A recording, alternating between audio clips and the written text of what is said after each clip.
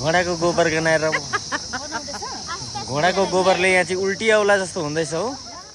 पातले बासबाट चाहिँ हामी यहाँ एक गाडी चाहिँ दार्जिलिङ आइपुगेछौँ। दार्जिलिङ बजार, दार्जिलिङ टाउन आइपुगेको छु। चेपचेपमा नरिवल खाँदै घुमिरहेको छौँ है हामी चाहिँ। तर नरिवलले अड्केर यहाँनिर परान पनि पर्दैछु म त। जिउ गर्नु है जिउ। ल मन पर्दैन केएफसीहरू? Domino's KFC.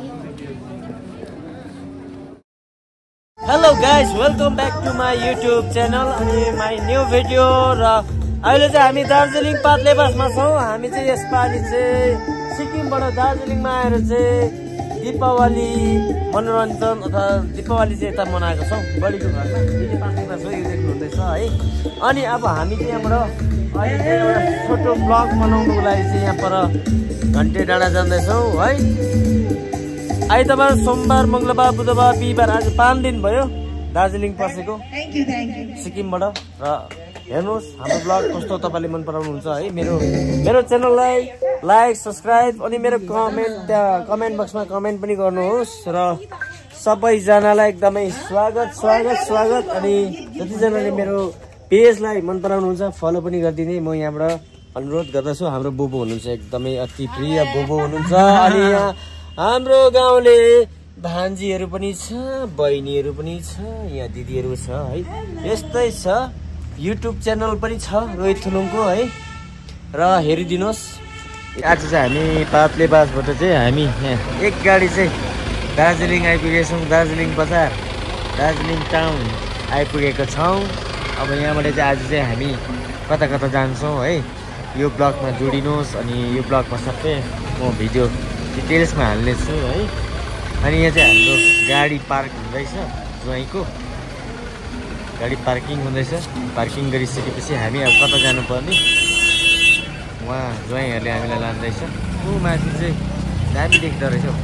यो चाहिँ जिटिएको अफिस जस्तो लाग्यो माथि चाहिँ, जिटिए गोर्खा टेरिटोरियल अफिस जस्तो लाग्यो माथि चाहिँ। ऊ माथि खुकुरी पक्रेर उभिरहेको मान्छे भएको स्ट्याचु भएको एकछिन मामाहरू पर्खिनु ल। तपाईँ आसिमासँगै हिँड्नुहुने? पैसा पुरा छ है? हिजो भैलिनीको होला नि। ठिकै छ। आज चाहिँ अब दार्जिलिङमा सपिङ गर्नु ल्याएको छ आसिमाले हामी सबैलाई। एकवटा नरिवल चाहिँ कसले किनेको हिजो? आसिमाले। दार्जिलिङको चेपचेपमा नरिवल खाँदै घुमिरहेको छौँ है हामी चाहिँ। तर नरिवलले अड्केर यहाँनिर परान पनि पर्दैछु म त। के किन्नु आएको यहाँ? ओइ गो ए जुस। दार्जिलिङमा चिल्ड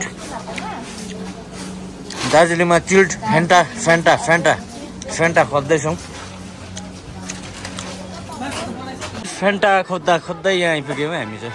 टक्कै गानामा चाहिँ हिँड्यो भने चाहिँ सुन्दै हिँड्यो भने चाहिँ मजा आउँदो रहेछ। बल्ल चिल्ड फ्यान्टा चाहिँ यहाँ पाउने भयो। छैन रे?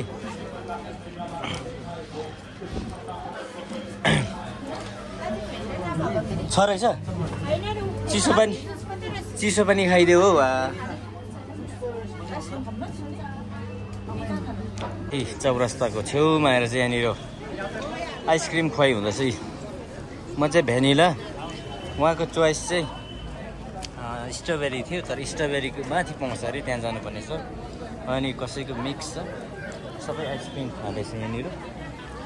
एकदम भिडाभिड टुरिस्टहरू त्यतिकै रहेछ। कति दामी आर्ट गरेछ हेर्दा। फोटो खिच्ने हो बहिनी?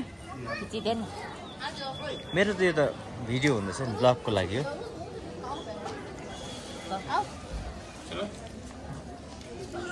लु भाइ जाउँ। के रहेछ यो यहाँ बेगरलाई? बेगर जिउ गर्नु है जिउ। ल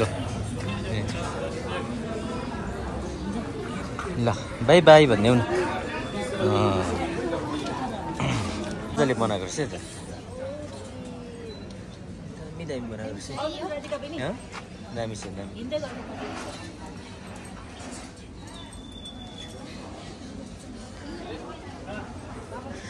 लास्ट इयर पनि हामी आएको थियौँ तर साकेवामा उभौली साकेवामा आएको थियौँ तर त्यति बेला चाहिँ अब साथीहरू थुप्रो थियो आज चाहिँ फ्यामिली छौँ हामी फाइनली हामी चौरस्ता पुगेको छौँ र यहाँ केटाकेटीहरू चाहिँ फेरि यहाँ घोडामा राइड गर्ने भनेर चाहिँ दुईजना चाहिँ चढिरहेछ यहाँ के प्रोग्राम हुने आँटेको कि भइसकेको के थियो ए हो घोडाको गोबर गनाएर घोडाको गोबरले यहाँ चाहिँ उल्टी आउला जस्तो हुँदैछ हो हामी चौरस्तामा घोडाको गोबर सुन्दै नै डुलिरहेछौँ अनि यहाँ दुईजना चाहिँ नानीहरू चाहिँ यता कहाँ पुगेको छ कता गयो यता कता घुम्यो होला र हामी चाहिँ अब एकछिन नानीहरू घोडा राइड गर्दैछ पर्खिनु पर्ने छ उनीहरूलाई किन बस्नु हौ यहाँ दार्जिलिङको यहाँ हुँदो रहेछ दुईजना त्यहाँ जाँदैछ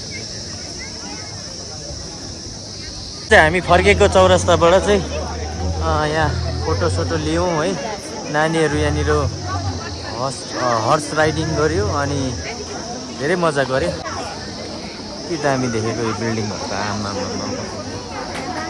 दामी दामी रात परिसक्यो अब फेरि आइसक्रिम खाउँ भन्छ आमा यहाँनिर रहेछ है केएफसी मन पर्दैन केएफसीहरू डोमिनोज केएफसी योपालि चाहिँ दार्जिलिङमा चाहिँ यसपालि चाहिँ दीपावलीमा चाहिँ यता आएको थियौँ सपिङ गरेर अहिले चाहिँ आज त हत्तु भएर आएको छौँ अनि अब यहाँ चाहिँ थुप्रोको छ ज्याकेटदेखि लिएर सुरुवालदेखि लिएर टोपी मोजादेखि लिएर के छ इत्यादि थुप्रो कुरो किनेका छौँ अनि मैले 3-4वटा ज्याकेट किनी पठाएछु हो अब यो चाहिँ यत्रो बेसी छ अब यो सिक्किम लानुपर्ने छ सिक्किममा काम लाग्छ थाकेर हत्तु भइरहेको छ मेरो खुट्टा दुखेर ग्यास भएर चिसोले हो अनि यो ज्याकेट चाहिँ हतार किनेर चाहिँ यो लगाएँ कम त राम्रो नर्थ फेसको चाहिँ कम त दामी ज्याकेटहरू छैन सस्तो